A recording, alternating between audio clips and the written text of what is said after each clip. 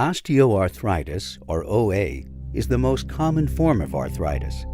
This disease causes pain, stiffness, and limited movement of the affected joint.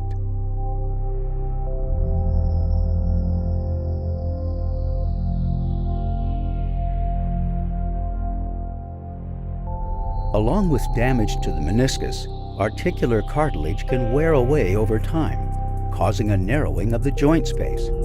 When this shock absorption is lost, and as the joint space narrows, bone can rub against bone, causing pain. These X-rays show the joint space in a normal knee compared to the narrow space in an osteoarthritic knee. When you stand or walk, the hip, knee, and ankle joints ideally should be vertically aligned, like stacked blocks. In an OA knee, the narrowed space and pain associated with the disease can often lead to an abnormal gait, which can throw off this natural alignment.